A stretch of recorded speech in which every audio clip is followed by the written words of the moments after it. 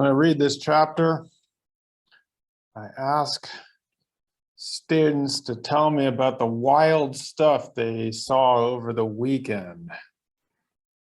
But I don't think anyone in this class had a very wild weekend, at least that I know of. Anyway, but let's say you did. You'd seen something wild. It would be nothing in comparison to what happens with the Ojibwe. Like an ancestor appears to you as a thunderbird, or stones start coming to life and rolling around and talking to you, or thunder speaks. That would be truly wild. Gabe, did they fix your computer yet? I just got the replacement like an hour ago from the mailroom. A replacement? Yeah. Is your stuff backed up anywhere? No? No, it's... Oh man. The cloud, Gabe. You gotta start using the cloud. Yeah. My life has become much less stressful once I've put everything into a different place. Sorry about that. Well, once a time, a while ago, I had everything running at a zippy clip, and then I put this device into the computer, everything crashed, and it wiped everything away. Not even Brian Del Bene could fix it. Nobody could. So, you know, chance for a clean start. It's a terrible thing. All right, so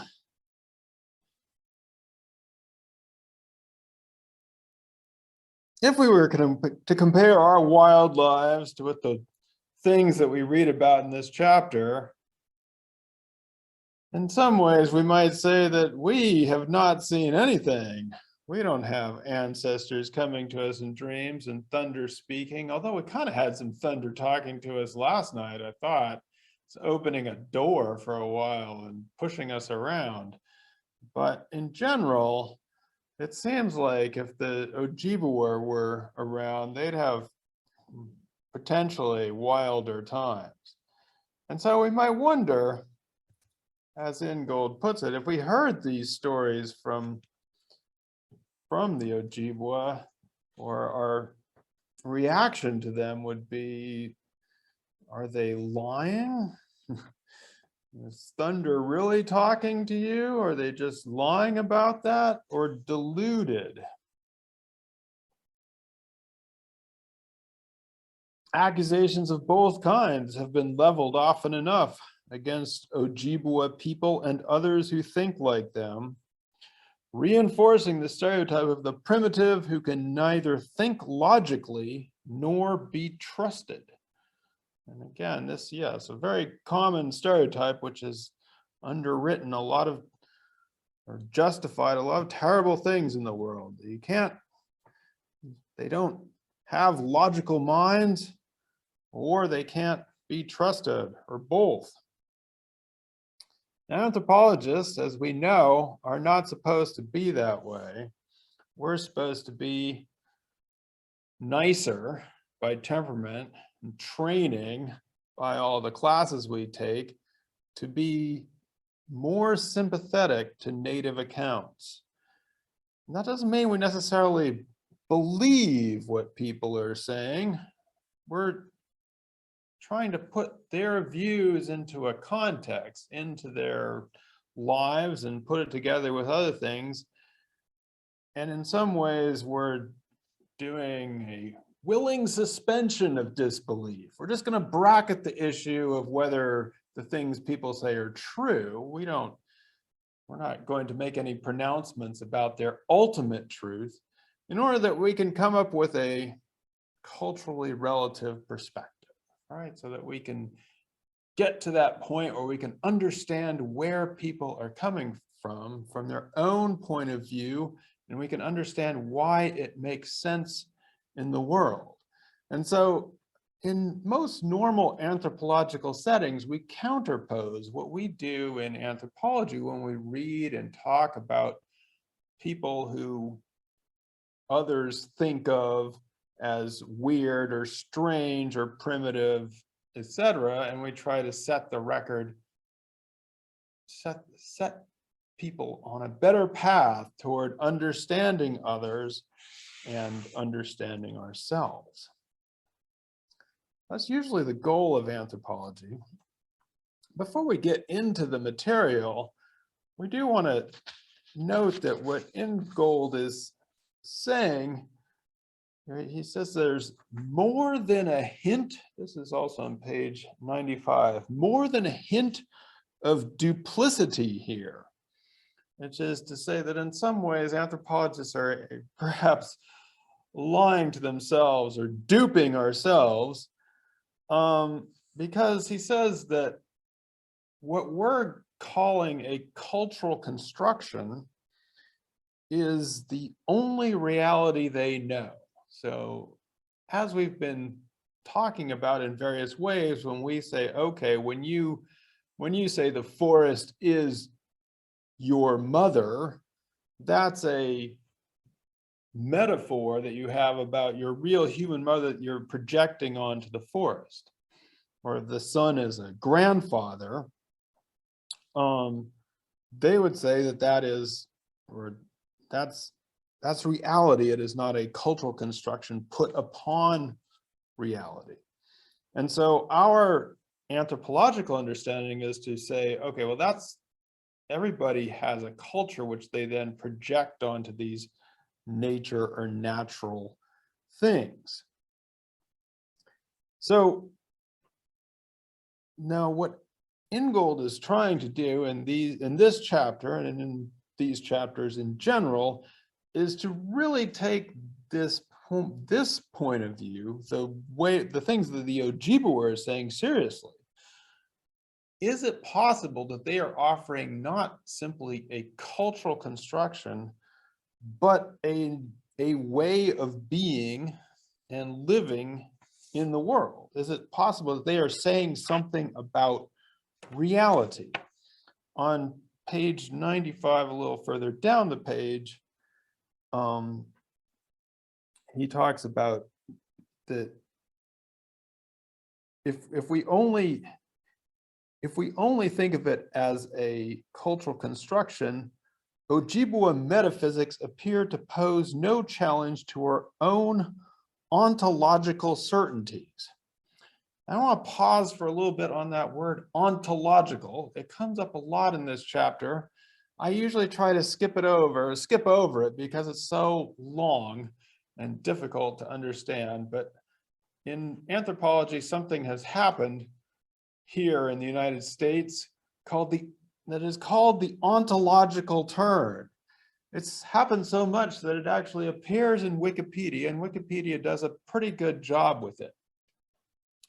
So by ontological, the ontological turn, the development of a number of philosophical and academic disciplines, and these terms come to us probably first from philosophy, that led to an increased focus on being. So questions of ontology are questions of being.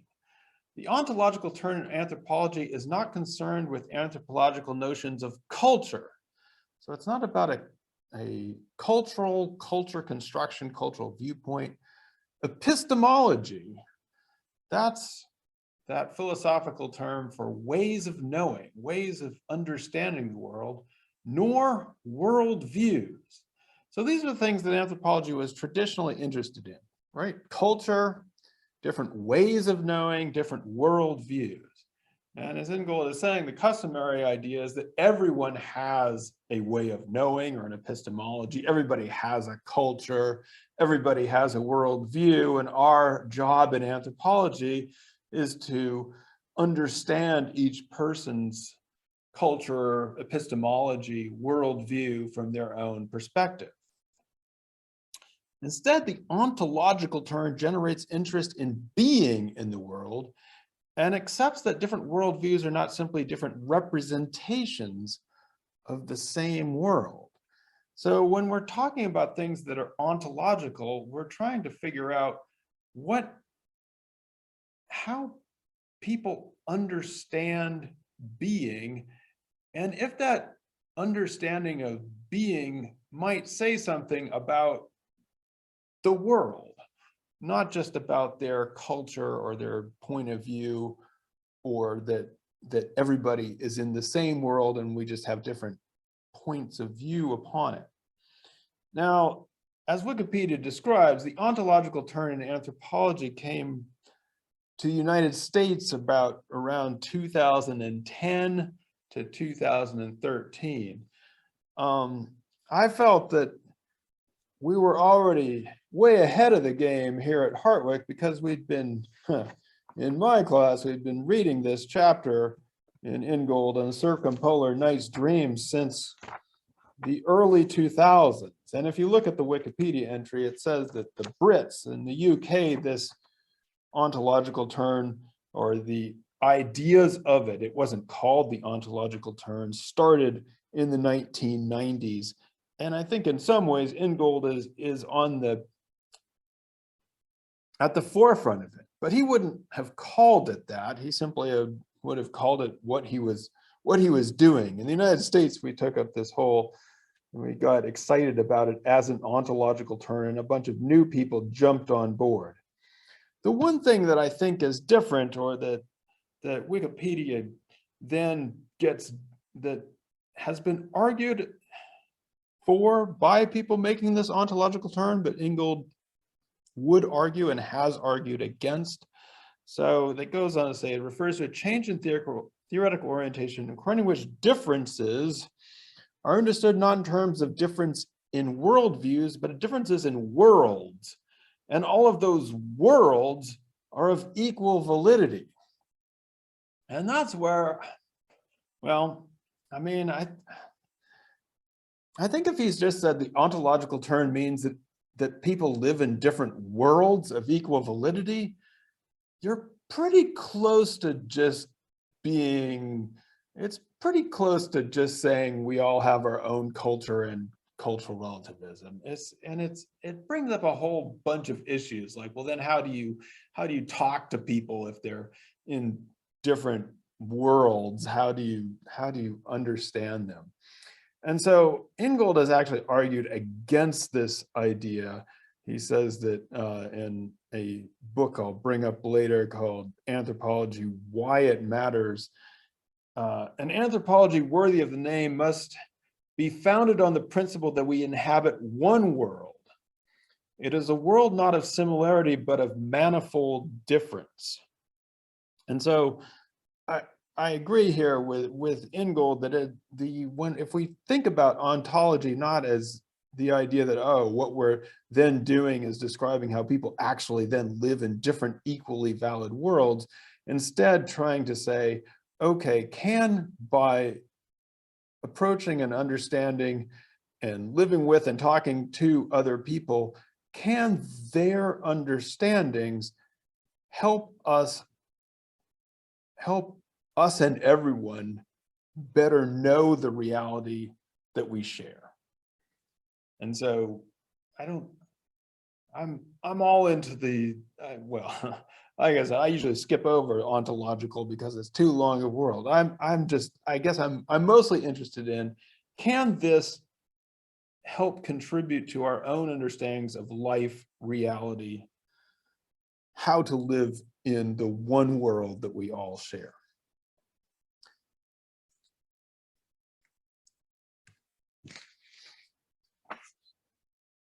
This may become, I guess what I'm trying to say is, as we go through these things,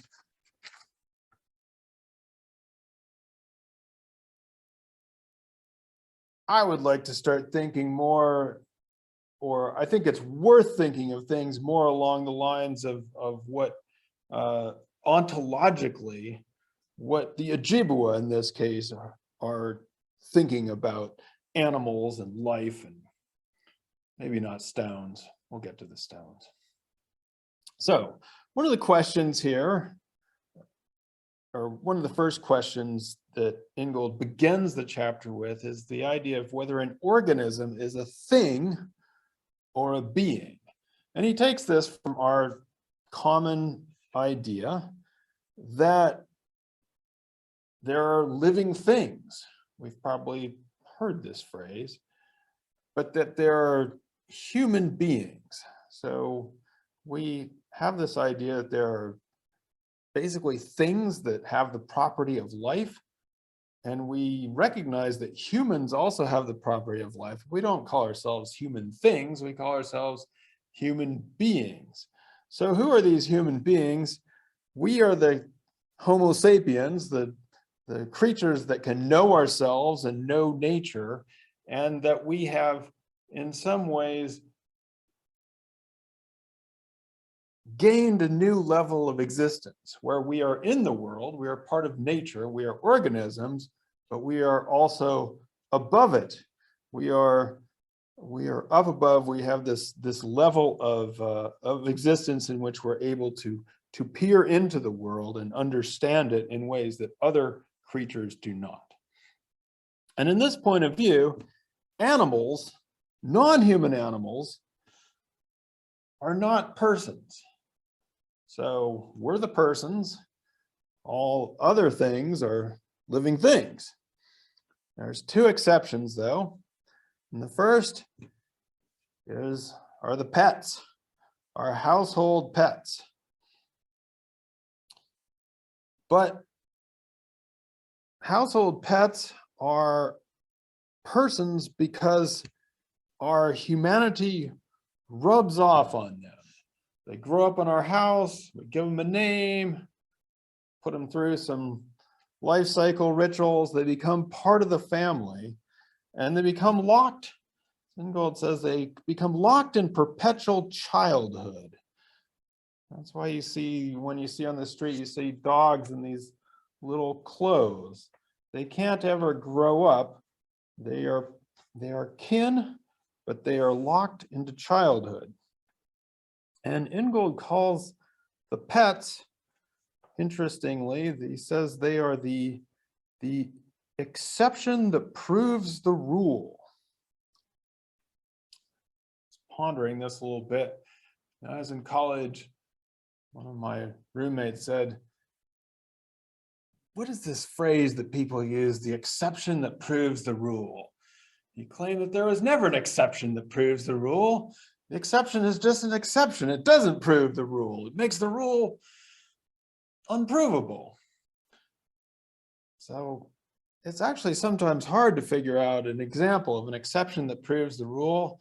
I think, though, this is one of them. This is that one that proves the rule, because we've made an exception for the pets.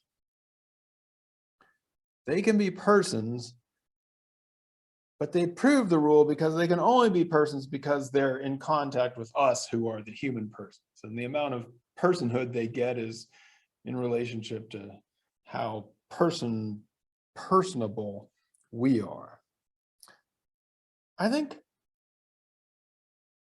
this is very true of dogs, especially within families, but Willa has me half convinced that it might not be true of cats.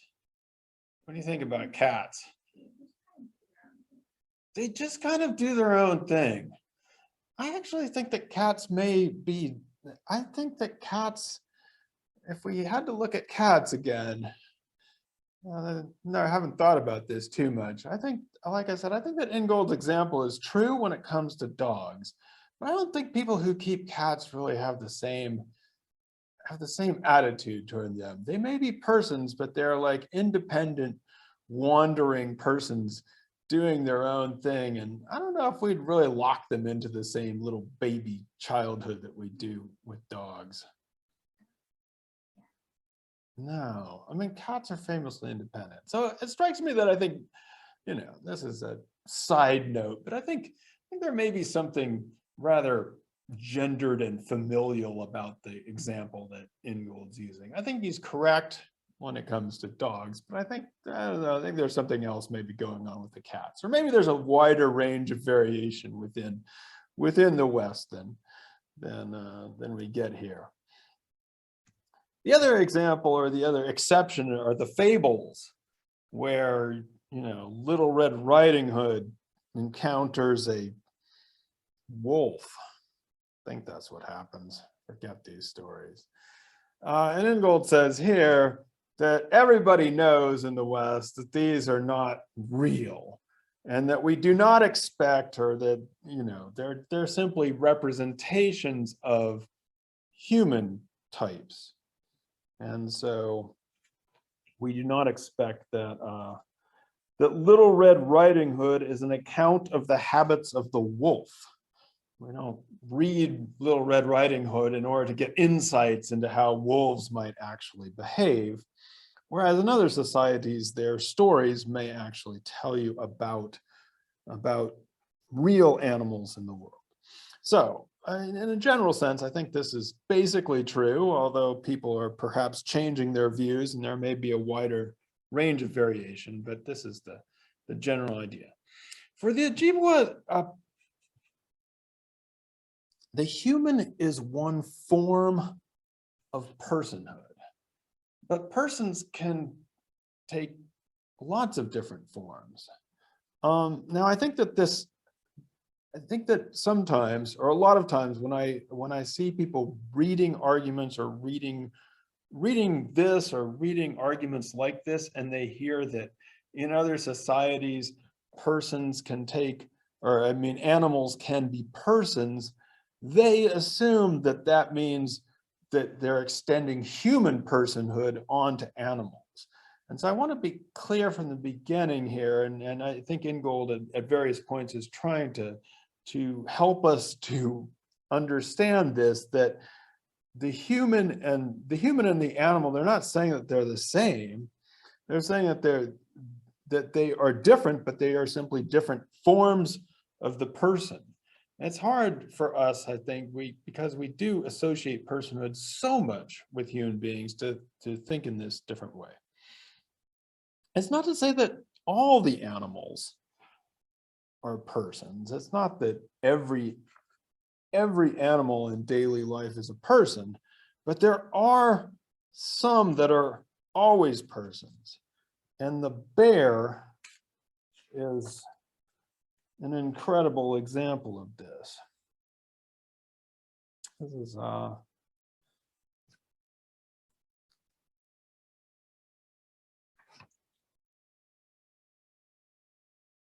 this actually starts on page 91. Not all animals are persons. Some animals are always extraordinary. One such is the bear. The hunter, on encountering a bear, will act towards it as a person who can understand what is being said and will respond according to its own volition. So the bear is out there. The bear is always a person. And if you encounter a bear, unfortunately, I think in our society, have we ever encountered a bear? Where? Like, I was walking my dog, and was just like in the woods, like right there. Was it looking for garbage?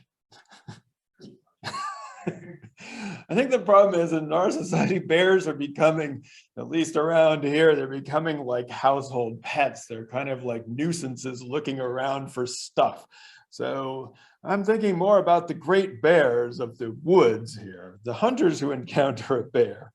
So the hunters who encounter a bear are expecting that they will start to act toward it as a person, not a human person. Oh, wait a second, let's read. There is nothing in the least anthropomorphic about this. The hunter is not regarding the bear as if it were human. To the contrary, it is perceived to be unequivocally ursine. Berry. It is a bear person. It is not a human person, but it is a true person that is going to understand and do something. unlike the pet in a Western society, the personhood of the bear does not depend upon its previous contact with humans. That's where I think we're going to get confused here pretty soon once these bears start prowling around Oneonta. But in that society, it doesn't depend upon its previous contact with humans. Indeed, it not have had any such contacts at all. For the same reason, the bear is just as much a full person as is the human hunter. Ojibwe relate to persons in animal form as grown-ups, not as children. And they are on the same level as, if not more powerful than human beings themselves. So we're not the guardians of the, we're not controlling them or looking after them.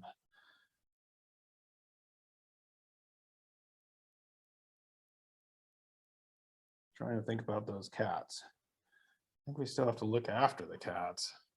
No, they just can go on their own. If they wanted to, they could just leave. Yeah. Right. Yeah, no, the cats are. Yeah, you're not supposed to let them out and kill the birds. That's mean.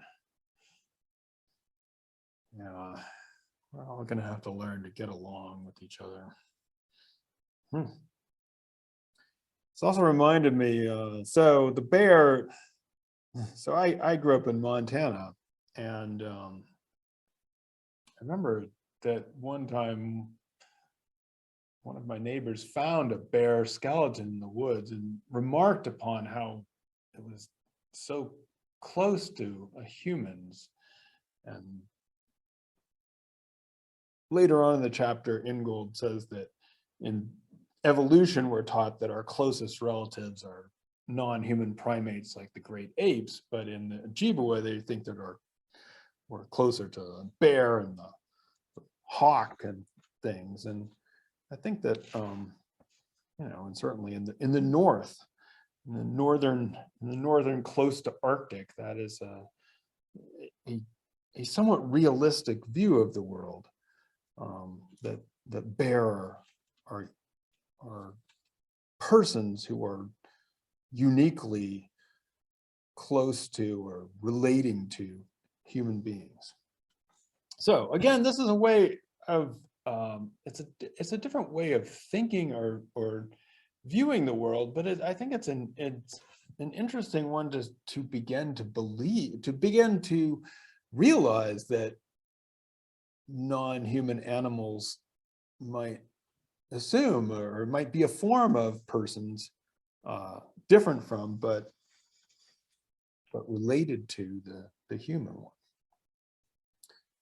one. Also some interesting passages in this chapter about how we think about our bodies, what it means to be a person, and what it means to wear clothes. And this is, you know, sometimes I've skipped over this because it's kind of confusing and I don't always get it, but for some reason this time reading it, it kind of struck me again. And typically we think that our bodies are kind of, not to say fixed, but we can change our personalities and we can learn different cultures, but our body stays the same. And then when we put on clothes, we're covering up or concealing, or in some cases disguising our bodies. We're masking. Whereas in Ojibwe understanding, the person is an inner essence, a constant spiritual essence, and the body is like the clothing. Ah, yes, the clothing is the body. And so there's some interesting passages in here in which people who you know, either whites who grew up among the Ojibwe or people of mixed heritage who are trying to bridge these worlds and trying to explain about the shamans and the bear would talk about, well, you know, the shaman is dressed up like a bear. And on the one hand, that makes it more palatable and like, oh yes, it's a human dressed up as a bear. But as Ingold says, their understanding of clothing would mean that the shaman has acquired the power of the bear by clothing probably himself in the bear and taken on the power of that animal in the same way that there's I think a good analogy or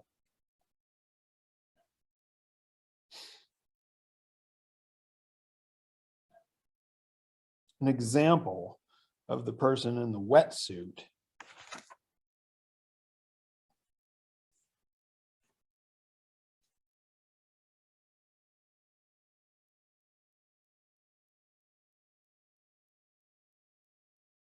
Oh yes, that is from Viveros de Castro, who's was thinking about the ontological turn long before a lot of other people. The adoption of a specific bodily form to the diver's donning of a wetsuit, the purpose of which is not to disguise the wearer as a fish, but to enable him to swim like one. So again, it's not there, they don't think of clothing as trying to disguise or conceal the body. It's trying to enable functioning the distinctive equipment by which a person can carry on a particular kind of life in the world. So the soul is kind of inside a variable body, and you can take on various, well, most people can't, but very powerful people can take on different body forms in metamorphosis. So, you know, a very different, again, a different way of thinking about clothing, body, covering, and the soul.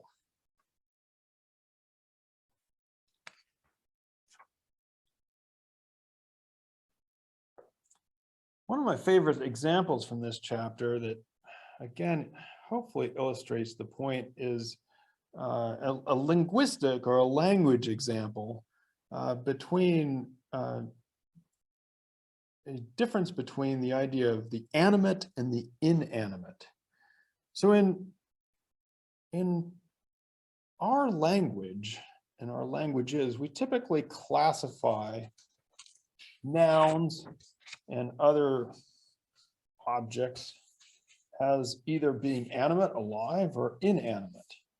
And so this is something that we would do as linguists would do as they encountered other languages, is to sort them into, oh, is this an animate noun or an inanimate noun?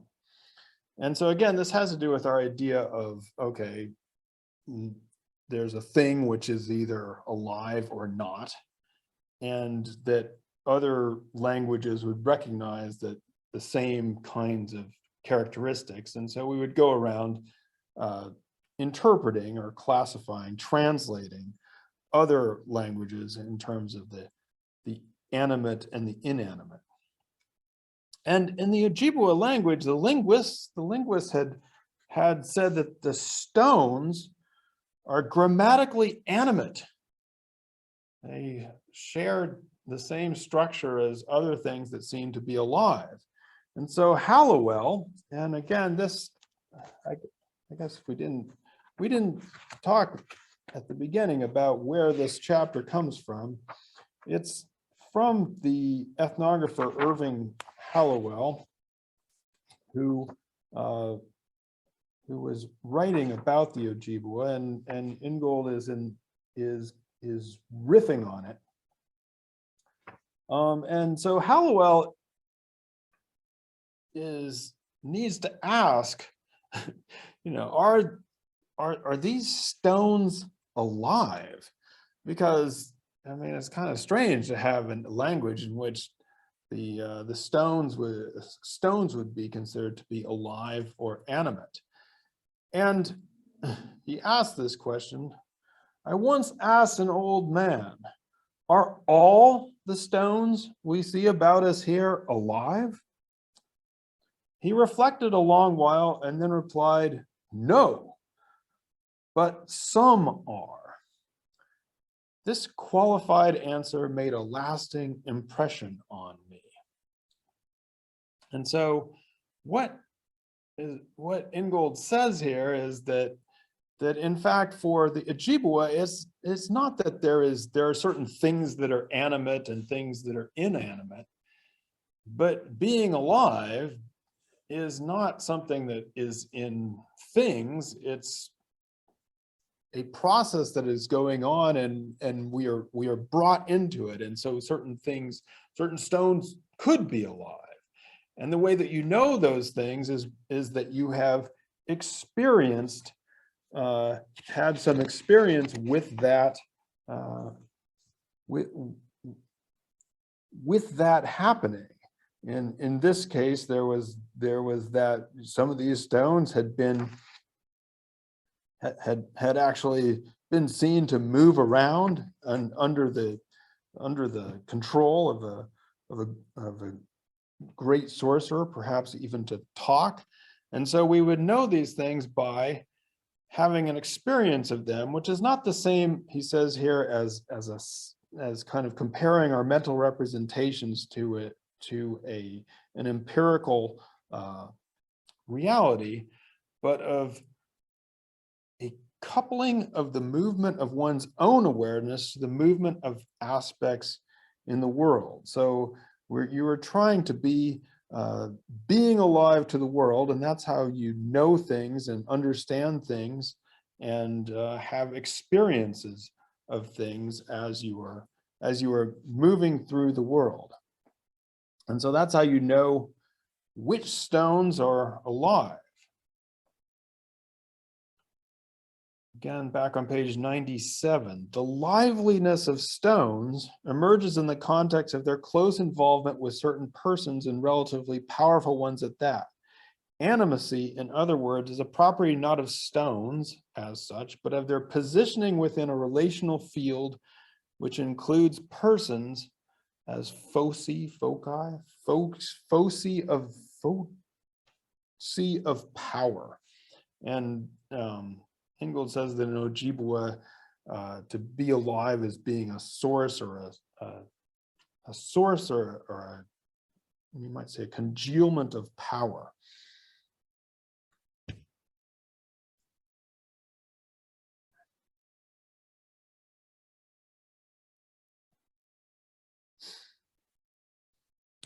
When you woke up, you had a bad dream. What did your parents tell you? It's just a dream. I certainly have used that one. So in our world, when we say something is just a dream, it means, it's not real. It's fiction. It's an illusion. It's something your mind has played tricks on you. We don't have to worry about it because it's just a dream. For the Ojibwe, dreams are not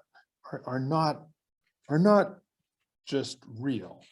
As Ingold says, for the Ojibwe, the dreams are continuous with waking life.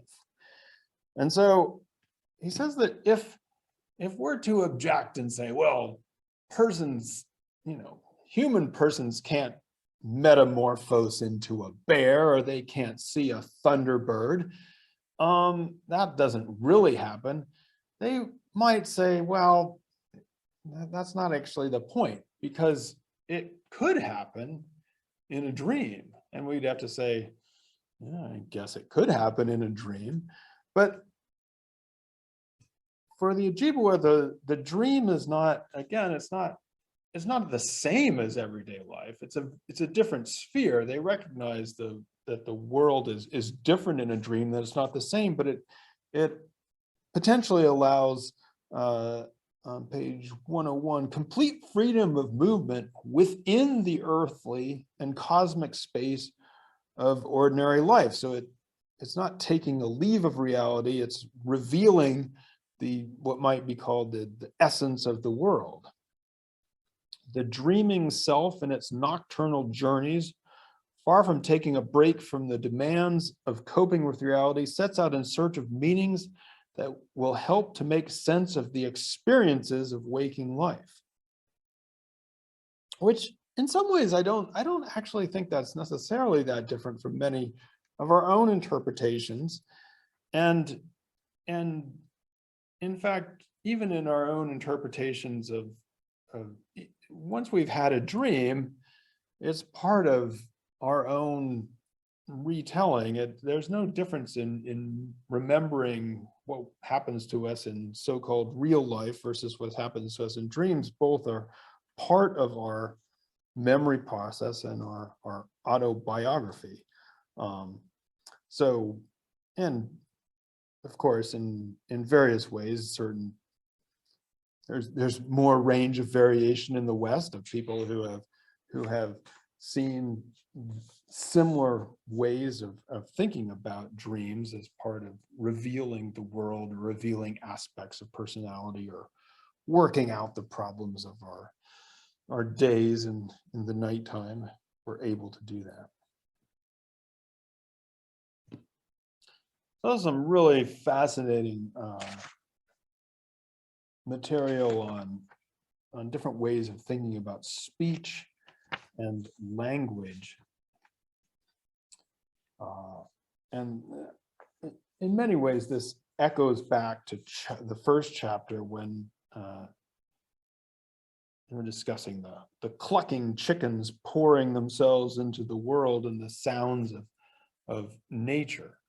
So in Western thought, we think of speech and language as giving us this, it's the one thing that we can do that other creatures can't, and points to how unique we are. We have it and others don't. Whereas there's this really wild example of the thunder. Again, the old man. An old man and his wife are sitting in their tent, and a storm is raging outside. There's thunder and lightning.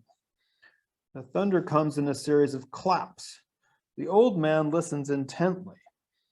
Then he turns to his wife and asks, quite casually and in a matter-of-fact tone of voice, "Did you hear what was said?" "No," she replies, "I didn't catch it." So yes, last night we had thunder and lightning. I don't know if we had lightning, but we definitely had wind and thunder, rain. Door was opening and closing. You missed it, Gabe. Why weren't you weren't here? Where were you? Willow was here and the door was opening of its own volition, of its own accord. I had to yell, "Don't go out there." The door opened and closed a few times. I should have asked, "Did you hear what was said? Did you catch the message? Did the thunder talk to us?" What are we to make of this? So, what are we to think about this? So for the Ojibwe, what Ingold is saying is that the thunder is one, or speech, I should say. Speech is simply one of the ways in which the self manifests its presence in the world. So chickens can cluck. That's the earlier example. That's one of their ways of manifesting themselves in the world.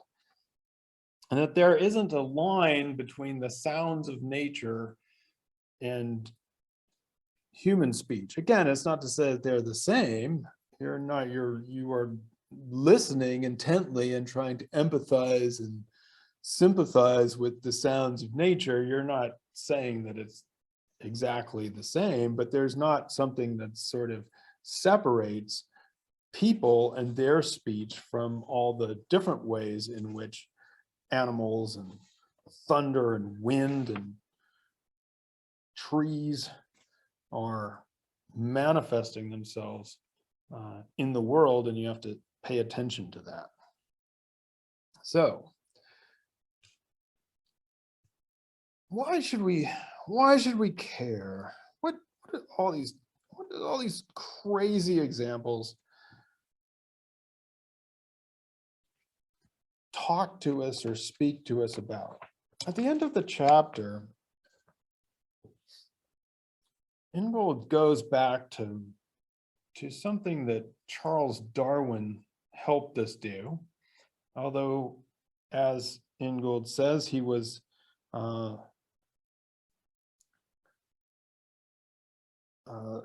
not the first, or he was not necessarily the first or the only one to try and figure this out. But what Darwin helped us understand is that, you know, they're in the Darwinian understanding, humans are animals, but we are different from animals in a matter of degree. There's not some sort of dividing line between the humans and the animals. So in the old days, you would say that, you know, if that there were different kinds of humans and different kinds of animals that had all been created on their own scale, and that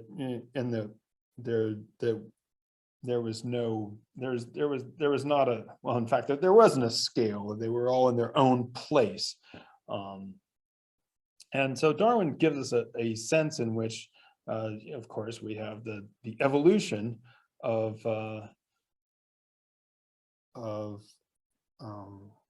humanity, and we are united with the natural world. But the problem, or the scale, that Darwin used, like others, was that of reason. And as Ingold writes here, where Darwin differed from many, though by no means all, of his predecessors, was in both attributing powers of reasoning to subhuman animals below humans, and recognizing the powerful sway of instinct on the behavior of human beings. But even so, that the idea of reason was not just what separated humans from, or I mean, that eventually separates humans from animals. It's then applied within human beings. And I think you've read with me some of Darwin's comments in The Descent of Man, is that, you know, he applies the scale basically to human beings. And of course, that comes up in, we earlier read Darwin's account of the Fuegians and his Voyage of the Beagle, about how there's basically a greater gulf between what he would call civilized man and the savages. And so for Darwin and for many others, using this scale of evolution was a justification of the things that they'd been probably thinking about before, that other people don't have language, their language is, as Darwin put it, scarcely articulate, that they don't have culture, that they don't have human feelings, that they don't have, of course, art. We'll talk about in the next chapter, the idea of art as a property of humans. Now, of course, the anthropology, we don't want to, we do like Darwin. We like Darwin a lot, and we're some of the few people who actually teach human evolution and biological evolution, and so we're all into Darwin. But we've proposed that humans all have art. That's a property of being human. I just argued that today in Intro to Anthropology, that we all have artistic capabilities. That's a deeply human thing. That we all express ourselves in language. We all have culture, and we all have history. And so all these things that the Western settler colonialism was denying to those that it was colonizing, art, language, culture, and history, anthropology says we all have that. That's what we have as being human. But in doing that, what we've had to do is say that when we become historical, when we become cultural, that then that separates all human beings. It puts all human beings on a level different in kind, not by degree, from biological or natural evolution. And so for Ingold, as we've seen before, he is saying that that does is to break the continuity between humans and nature, and basically serve to reinforce the arrogance of the West.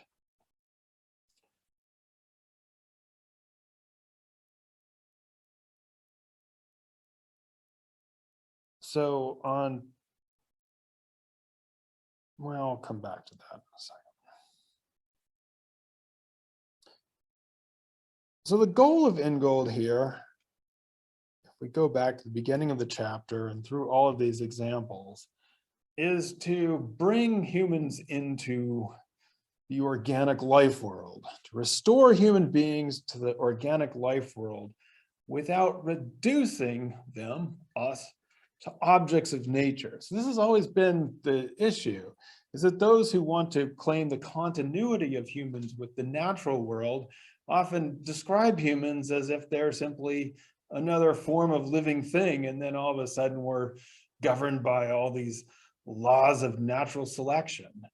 And so in some ways, as we saw in chapter 2, I believe, Ingold is trying to argue against both the sort of deterministic models of natural selection, as well as models that try to pull human beings out of the natural world as being only in the province of reason and rationality. And so, you know, it's in some ways perhaps an abstract goal, but it's you know, it's in other ways quite ambitious. I mentioned on page 95 that he talks about how we, you know, when we listen to what Ojibwe people say, that we might use it to think about what the world is really like. He asked this as a question. This is on page 95. Must we then conclude that the anthropological study of indigenous understandings, whatever its intrinsic interest, can tell us nothing about what the world is really like, and that it therefore has no bearing on natural scientific inquiry? Question mark. Which I've actually written in my book here, maybe, because some people might want to say that. They might want to say, no, I only want to do anthropological study of indigenous understandings, but I believe that only the people in Johnstone can tell us about what the world is really like in terms of natural science. So, you know, I guess I would say that we need to open ourselves up to the ideas that others have potential insights into real reality. On pages 109 to 110, Ingold kind of qualifies all of this, or lets the Johnstone people live with the people in Jaeger and Anderson and Clark, you might say. So it says on page 109, I have been searching in this chapter for a way of understanding the continuity of the relations between human beings and all the other inhabitants of the earth, which does not fall foul of the difficulties of the argument by degree. So again, trying to put humans into the life world without separating out the argument by degree. What he means by that, an argument that is unashamedly anthropocentric in taking human powers of intellect as the measure of all things. So that, you know, the scale of by which we measure people and creatures in the world is that of reason and consciousness and intellect. And he says that if you apply this consistently, it's, you know, it either takes humans out of nature or is incompatible with any ethical commitment to shared human potential. And I think that's a reference to the idea that that this argument of reason and rationality and human intellect as the marker of all things has often gotten other humans, has justified the mistreatment humans by each other and led to all kinds of stereotypes about race and biology. And so, he's trying to get away from it. Then he says this, he says, I have tried to show that the ontology of a non-Western people, the Ojibwe, points the way towards a solution. And again, getting back to the idea of the ontological turn, he's not saying that the Ojibwe people live in their world, we live in our world.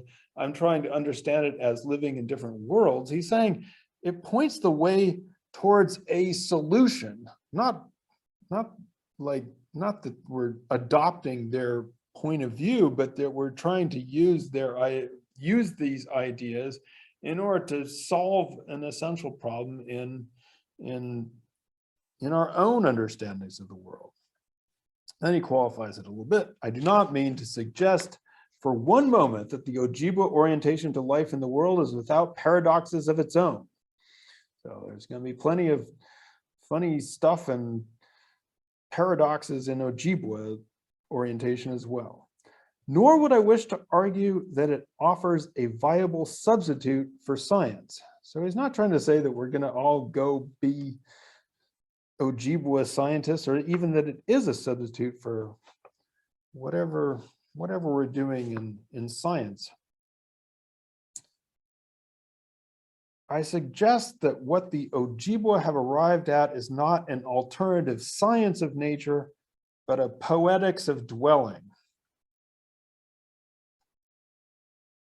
I don't know what that is, because I'm not a very good poet. I don't know anything about poetry, so I can't tell you anything about a poetics of dwelling. I think what he's trying to say, though, it's another way of, or it's a way of pouring ourselves into living and understanding the world, which we should think about. Let me read on. Like I said, I'm very bad at poetics. In the past, there's been a tendency to write off such poetics as the outpourings of a primitive mentality that's been superseded by the rise of the modern scientific worldview. So I think what he's saying is that there's all kinds of these poetics of dwelling, not just among the Ojibwe, but among all kinds of peoples, Western, non-Western, all over the place, but we usually have written it off. We said, we don't need that anymore. We don't need those poetic understandings of the world because we have science to tell us what the world is like. My conclusion to the contrary is that scientific activity is always and necessarily grounded in a poetics of dwelling. So it's that being in the world and being alive to a world, which is where we generate our science from. Rather than sweeping it under the carpet as an embarrassment, I believe this is something worth celebrating, and that doing so will also help us do better science, which is, I hope, really an interesting idea, that we can be both poetically engaged in the world and know where that comes from, being fully engaged and attuned to the world, and that being so engaged will help us be better at science, not detachment. So like I said, I don't know how to describe poetics of dwelling. That I can't answer, but hopefully maybe that helps a little bit in saying that, it's not an alternative to science, it's the grounding of where we get our science from.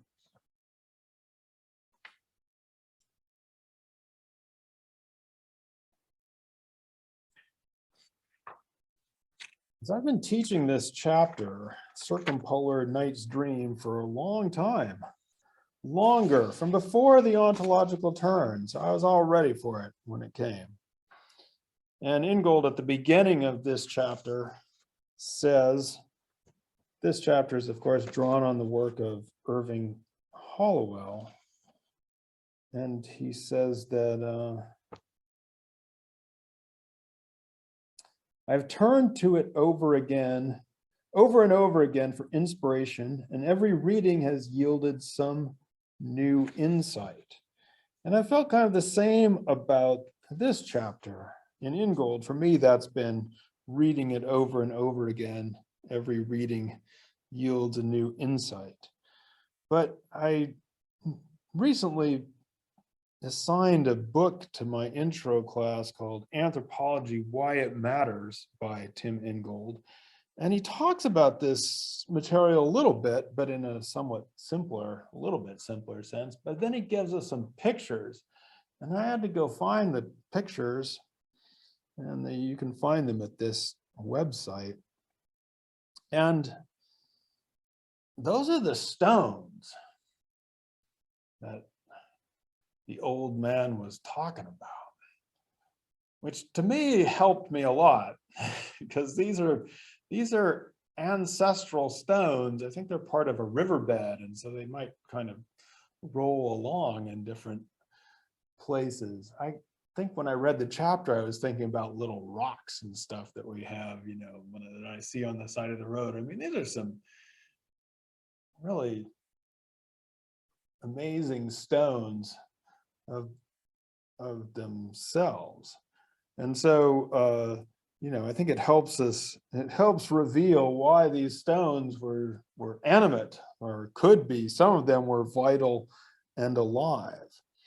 And so in his later book, Ingold says, I think this helps us with the idea of animism. This means thinking of life in a way very different from that imagined by science. It is not some secret ingredient hidden within things deemed to be in possession of it, whence they are mobilized on the world's stage. So the idea of living things.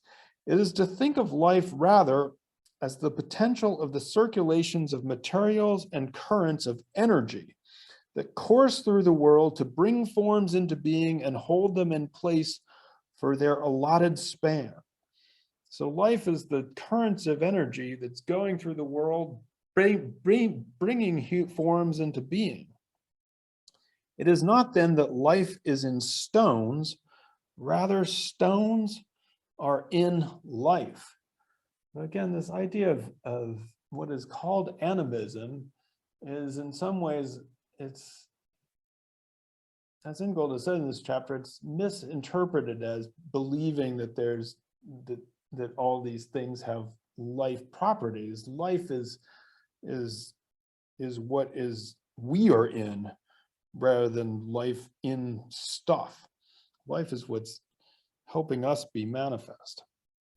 The other thing is that we learn about this person who's the source of many of Hallowell's observations. And there's a picture of Chief William Berens with Hallowell there. They're looking kind of like buddies. Ingold writes, during the 1930s, one of the most prescient anthropologists of the 20th century, A. Irving Hallowell, was working among the Anishinaabe or Ojibwe people, indigenous hunters and trappers of north central Canada.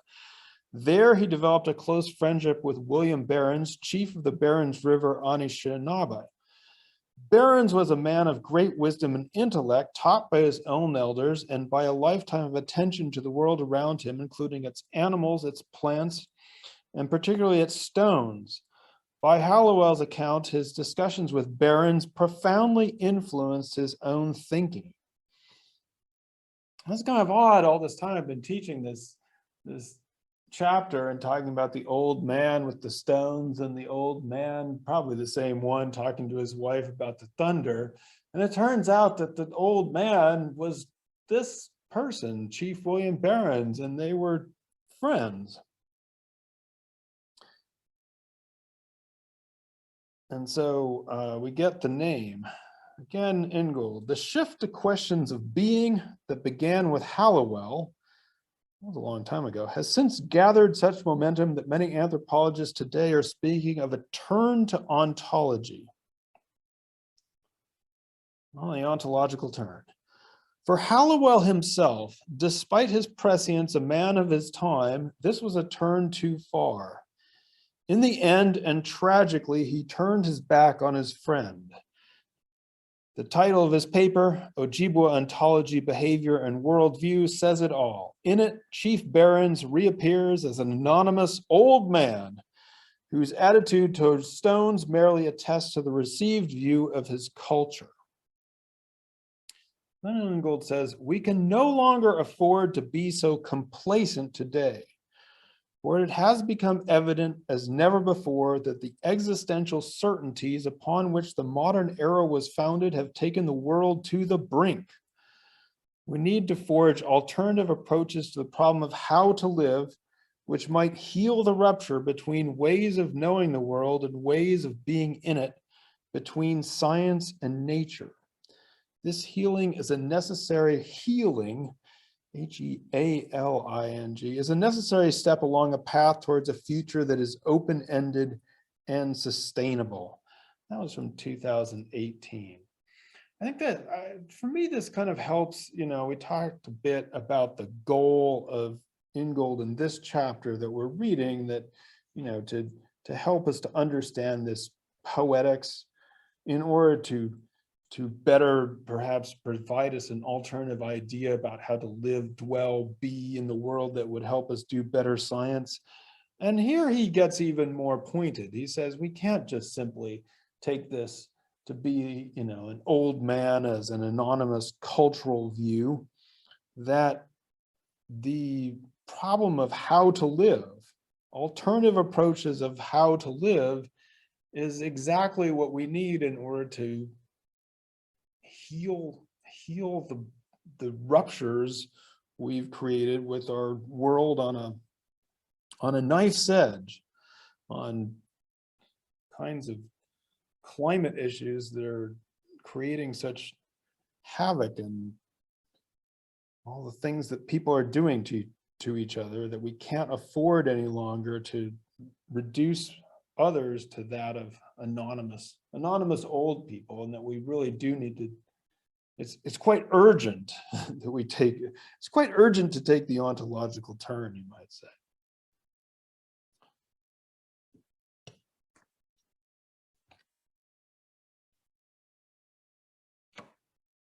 What do you think?